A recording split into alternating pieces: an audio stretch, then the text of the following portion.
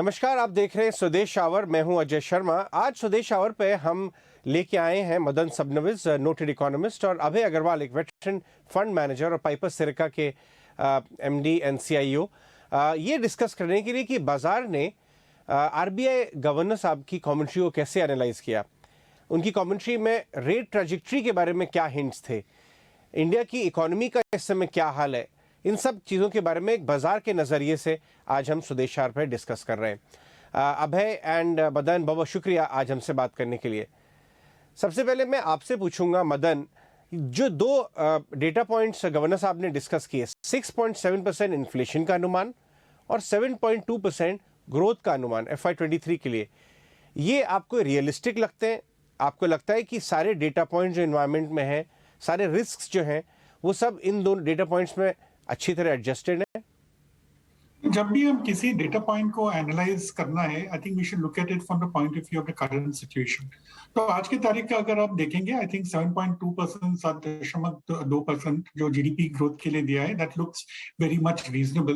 क्योंकि जैसे गवर्नर साहब ने कहा है कि अप्रैल और मई में जो भी हमने मोमेंटम देखा है इकोनॉमी में, ये काफी रीजनेबल है कि to assume that this will probably persist for the rest of the year. लेकिन इसका थोड़ा डाउन साइड तो जरूर हो सकता है। अगर इन्फ्लेशन को कंट्रोल नहीं करेंगे, then that will affect overall consumption and that will affect growth. अगर inflation देखेंगे 6.7%, I think that is also fairly reasonable based on the assumptions which are made. हम यहाँ पे बैंक ऑफ बड़ौदा में हमारा assumption है कि ये 6.5% होगा, so almost same range पे हम देख रहे हैं inflation। लेकिन inflation का यही problem है कि आज जो हम बोल रहे हैं कल change हो सकता है, क्योंकि 2 हफ्ते पहले none of us thought that crude oil price will go up to $120, 120 हो गया।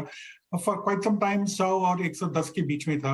So at this particular point of time, I think 6.7% is fairly reasonable. अबे एक फंड मैनेजर के नज़रिए से, एक प्रोफेशनल फंड मैनेजर के नज़रिए से, आपने कमेंट्री की डिटेल्स को कैसे रीड किया और बाजार ने जैसे रिएक्ट किया?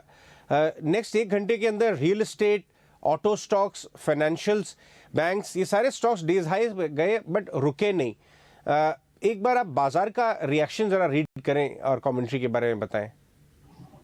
अजय, देखिए क्या होता है, बाजार को सर्टेनिटी अच्छी लगती है। तो अब सबको ये अनुमान तो था कि 50 बेसिस पॉइंट इंटरेस्ट रेट बढ़ेगा, और एक ये डर भी था कि सीआरआर भी बढ़ जाएगा। पर एक तो सीआरआर नहीं बढ़ा और 50 बेसिस पॉइंट का इंटरेस्ट रेट बढ़ा। तो मेरे को लगता है जो बाजार में हुआ वो एक तरह से एक थोड़ी रिलीफ रैली थी, प्लस शॉर्ट्स काफी थे जो कवर हो गए इन सेक्टर्स में, पर फिर वापस नए शॉर्ट्स भी बन गए। क्योंकि बाजार में अभी ये बिल्कुल कॉन्फिडेंस नहीं है कि जो इन्फ्लेशन रेट जो आरबीआई ने प्रोजेक्शन किया है वो वहां तक रुक जाएगा, और अगर नहीं रुका तो आरबीआई को क्या करना पड़ेगा ना चाहते हुए भी, कि कंजम्पशन और ग्रोथ के को सैक्रिफाइस करते हुए हम इन्फ्लेशन को टारगेट करें, जैसा पिछली out of turn MPC policy में उन्होंने किया था। तो आई थिंक आरबीआई ने अपना डायरेक्शन बड़ा क्लियरली बता दिया है मार्केट को, बाजार को, और कोई सरप्राइज नहीं होना चाहिए बाजार को जब गवर्नर ने कहा कि अब हम इन्फ्लेशन के पे ज्यादा फोकस करेंगे, और उसका मतलब इनडायरेक्टली यही है कि अगर ग्रोथ को सैक्रिफाइस करना पड़े, कंजम्पशन को सैक्रिफाइस करना पड़े तो करेंगे। तो बाजार में इसको लेके काफी नर्वसनेस रहेगी अगले 2-3 महीने, जब तक ये इन्फ्लेशन कम होने का आसार पूरे दिखते नहीं है, तब तक बाजार में ये डर रहेगा कि इन्फ्लेशन ज्यादा बढ़ सकता है और आरबीआई को इंटरेस्ट रेट्स ज्यादा बढ़ाने पड़ सकते हैं। राइट। देखिए, एक और बात मैं आपसे पूछना चाहूंगा मदन, और वो है इन्फ्लेशन की जो कंपोनेंट्स हैं। अभी देखिए, खबर अभी अभी आई है कुछ देर पहले कि शुगर का एक रिकॉर्ड बम्पर क्रॉप हो रहा है, इंडिया में होने वाला है। इसी तरीके से दूसरी एग्री कमोडिटीज़ लास्ट कुछ हफ्तों में अपने टॉप प्राइस से, पीक प्राइस से 15-20% नीचे हैं। मॉनसून राउंड द कॉर्नर है, शायद एग्री प्राइसेस और कंट्रोल में आए। वो ही नहीं, क्रूड को छोड़ के बाकी सारे इंडस्ट्रियल कमोडिटीज़ भी टॉप से अच्छी तरह नीचे आ गए हैं। क्या ये आपको एक और आरबीआई साहब ने भी $105 का क्रूड पकड़ा है अपने इन्फ्लेशन फोरकास्ट में, इसको आप कैसे देखते हैं? ये भी देखना पड़ेगा। अभी जो आप बोल रहे हैं वो ठीक है कि prices seem to be cooling off, लेकिन एक बात याद रखना चाहिए कि आई थिंक वेरी सून ये मिनिमम सपोर्ट प्राइस एमएसपी जो है गवर्नमेंट सरकार अनाउंस करने वाले हैं, और यहाँ पे सबका गेस वर्क हो रहा है कि 5% होगा, 20 होगा, 30 होगा, क्योंकि जो भी शॉर्टफॉल है जैसे ऑयल सीड्स में, और हम देख रहे हैं कि एडिबल ऑयल का प्राइसेस तो ज्यादा हो गए हैं। In order to control that, it's quite possible that MSPs जो ऑयल सीड्स के लिए बोलेंगे, it will be much higher than what it was last time. Normally 5-6% increase होता है। So even though we have a good monsoon, good crop, ये भी हो सकता है कि अगर एमएसपी ज्यादा होता है, even where there is no procurement taking place, benchmark prices जो मार्केट में है वो तो बढ़ सकता है। So that is something we have to keep in mind. और दूसरी बात यह है कि हमने देखा है कि हर साल में अक्टूबर नवंबर में प्याज का दाम तो हमेशा बढ़ता है, क्योंकि जो मानसून का जो पैटर्न है वो चेंज हो गया है। It seems to be leading at a later time, crop destruction होता है, and that leads to certain elements like potatoes and और प्याज का भाव बढ़ता है। So this kind of things can not be ruled out right now. So और फिर अगर हम देखेंगे मैन्युफैक्चर्ड कंपनीज जो है, ये थर्ड और फोर्थ क्वार्टर पिछले साल में they have passed on the higher raw material prices, input prices. अभी उसके बाद भी हमने देखा है कि सर्टेन ग्लोबल कमोडिटी प्राइसेस जो है वो बढ़ गए हैं। Now will these companies again be going in for a second round of increase in prices, is a question mark which in front of us. तो यही देखना पड़ेगा अगले 3-4 महीने में वेदर दिस इन्फ्लेशन जो ट्रांसमिशन मैन्युफैक्चर्ड गुड्स पे भी है, अगर वो होता है या they will hold back for some more time since inflation is already high. ऐसा हो सकता है कि manufacturing companies they will wait for probably next year before they raise the prices again. Madan, very quickly growth पे एक और follow up सवाल कि अगले साल का जो अनुमान है वो 7.2% आरबीआई गवर्नर ने डिस्कस किया। कल वर्ल्ड बैंक ने भी वही उसी के आसपास की बात की थी। क्या हाई प्रोबेबिलिटी आप इसकी असाइन करेंगे कि हम जो है नेक्स्ट 3-4 साल मिनिमम मतलब 7% के ऊपर ही हवर कर सकते हैं? ये क्या पॉसिबिलिटी लग रही है आपको ग्रोथ पे?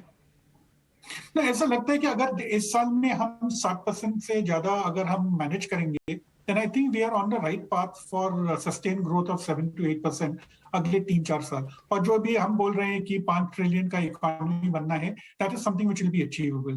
ये साल काफी क्रिटिकल होगा, क्योंकि अगर जैसा हमने बोला है कि पहले 2 महीने में we have seen positive signs, लेकिन अगर कोई सीरियस स्लिपेज होता है, और हम भी सोच रहे हैं कि 7.2% तो अच्छा ठीक ही लग रहा है, लेकिन फॉर सम रीजन सपोज अगर स्लिपेज होता है we reach say 6.5%, तब फिर से उठना मुश्किल होगा। आपको ये सुन के कैसा लगा अब है कि चांसेस तो ये बहुत हाई प्रोबेबिलिटी है कि हम ग्रोथ पे 7% के ऊपर नेक्स्ट 3 से 4 साल ग्रो कर सकते हैं? ये सुन के आपको कैसा लगा? आपकी पोर्टफोलियो कंपनीज 15 से 18% अर्निंग्स ग्रोथ कर सकती हैं ऐसे एनवायरनमेंट में?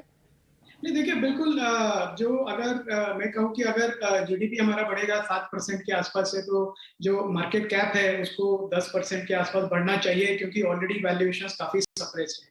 तो और हमारा मुझे लगता है कि अगर इतना कंड्यूसिव एनवायरनमेंट रहा, लो इन्फ्लेशनरी एनवायरनमेंट में जीडीपी ग्रोथ 7 से 8% के रेंज में रहता है, तो मुझे कोई डाउट नहीं लगता कि फॉरेन कैपिटल जो इतनी हमारी बाहर गई है पिछले 8 महीनों में, वो वापस भी आएगी। तो आई थिंक उम्मीद सबको पॉजिटिव रखनी चाहिए, पर एट द सेम टाइम जो हो रहा है और जिस तरह से इन्वेस्टर्स का रिएक्शन है अभी, तो थोड़ा नर्वसनेस ही है। मुझे नहीं लगता कि बहुत ज्यादा कोई अग्रेसिव बेट्स लेगा इस एनवायरनमेंट में। आई थिंक सभी बड़े इन्वेस्टर्स भी हैं, वो वेट एंड वॉच मोड में रहेंगे थोड़ा टाइम के लिए। पर at the same time for long term high quality investor, this is a good time also to add to their portfolio and start picking good stocks। एक बात पूछूंगा अभय आपसे। एक बहुत he noted global hedge fund manager हैं bridge water associates के, रे डालियो, उन्होंने कल रात में ये बात बोली कि हो सकता है कि FY24 में ग्लोबल सेंट्रल बैंक्स को शायद रेट कट करने का साइकिल वापस शुरू करना पड़ जाए। इस कदर ग्रोथ चैलेंज हो सकती है, यूएस इन्फ्लेशन की कगार पे आ सकता है। ये क्या पॉसिबिलिटी अभी ग्लोबल इक्विटी मार्केट्स देख रहे हैं? इस पॉसिबिलिटी को प्राइस इन कर रहे हैं या अभी ये प्राइस में नहीं है? नहीं, अभी प्राइस में नहीं है। अभी तो लोग अगले 12 महीने का ही सोच रहे हैं। पर रे डालियो जैसे लोग अगर ये कहना लगेंगे, तो आई थिंक एक एनवायरनमेंट ऐसा बन भी जाएगा कि अगर डिमांड डिस्ट्रक्शन ग्लोबली बहुत ज्यादा है, स्पेशली यूएस की तो इकोनॉमी, तो वो सिर्फ यूएस की डिमांड पे नहीं, बट यूएस की इकोनॉमी ग्लोबल डिमांड पे चलती है, बिकॉज उनके जो कंपनीज हैं वो सारी ग्लोबल कंपनीज हैं। तो अगर ग्लोबल लेवल पे डिमांड डिस्ट्रक्शन होता है, तो उनको कोई ऑप्शन नहीं है कि वापस रेट साइकिल रिवर्स करनी पड़ेगी। पर मैंने ये देखा है कि सेंट्रल बैंक्स के लिए, स्पेशली फेड जैसे सेंट्रल बैंक के लिए, रेट साइकिल को इमीडिएटली रिवर्स करना, फिर वापस रिवर्स करना बड़ा मुश्किल हो जाता है। तो उनको भी बड़ा कॉशियसली लॉन्ग टर्म की प्लानिंग के साथ चलना पड़ता है। अभी जो उनकी गाइडेंस है वो 23 तक की लिमिटेड है, और उसमें भी उनकी क्लियर गाइडेंस है कि जो रेट है वो अभी यहाँ से 2-2.25% तक बढ़ेंगे। और तो उसके आगे अब क्या होगा, मुझे नहीं लगता कि इन्वेस्टर्स को उसके बेसिस पे बेट्स लेनी चाहिए। वो पॉसिबिलिटी को आपसे एक बार डिस्कस कर रहा था। मदन, आप बताइए कि आप ग्लोबल ग्रोथ की क्वालिटी को कैसे देख रहे हैं, क्योंकि गवर्नर साहब ने ये बात बोली खास तौर पे कि डोमेस्टिक इकोनॉमी के जो इंग्रेडिएंट्स हैं वो तो बहुत सॉलिड लग रहे हैं, लेकिन एक्सटर्नल चीज़ें बहुत अनसर्टन है। आपको लग रहा है कि यूएस ग्रोथ एकदम एक सॉफ्ट लैंडिंग करेगी या हार्ड लैंडिंग की भी चांसेस हैं, और आपको लगता है कि फेड का हाथ को रोकेगा ये पॉसिबिलिटी स्लोइंग ग्रोथ? बिल्कुल, क्योंकि अगर हम देखते हैं कि मॉनेटरी पॉलिसी का क्या ऑब्जेक्टिव है। जब इकोनॉमी ओवरहीट हो जाता है, you need to slow it down, इसलिए हम इंटरेस्ट रेट्स को बढ़ाते हैं। तो जो हम यूएस में देख रहे हैं कि they know very well that जैसे कि उनका अनएम्प्लॉयमेंट रेट सबसे कम है अभी। So when you are keeping, जब आप इंटरेस्ट रेट्स तो बढ़ते हैं, they will definitely be slow down in economy. कुछ लोग बोल रहे हैं कि रिसेशन भी हो सकता है। तो अगर हम फ्यूचर में देखना चाहते हैं, I think interest rate cycles are going to be much shorter. ये नहीं कि 10 साल के लिए लो रहेंगे और फिर ऊपर जाएंगे, 5 साल के लिए ऊपर रहेंगे। आई थिंक दिस जो हम बोलते हैं amplitude of the cycles are going to become shorter. तो इवन इंडिया, हमारे from our point of view also, हमारे भारत में भी ऐसे ही हम साइकिल्स देख सकते हैं कि अभी जो है रेट साइकिल का जो इंक्रीज हो रहा है, I won't be surprise after 1.5 years और मे बी 2 साल के बाद हम फिर से रिड्यूस करना पड़ेगा, जब हम देखते हैं कि इकोनॉमी को इन्वेस्टमेंट की जरूरत है, and we need to give that push to investment. Right, alright. Madan as well as Abhay, आप दोनों का बहुत बहुत शुक्रिया आज स्वदेश आवर में बात करने के लिए, हमसे कमेंट्री, उसके डिफरेंट पार्ट्स और बाजार की रीडिंग के लिए हमारे साथ जुड़ने के लिए बहुत बहुत शुक्रिया।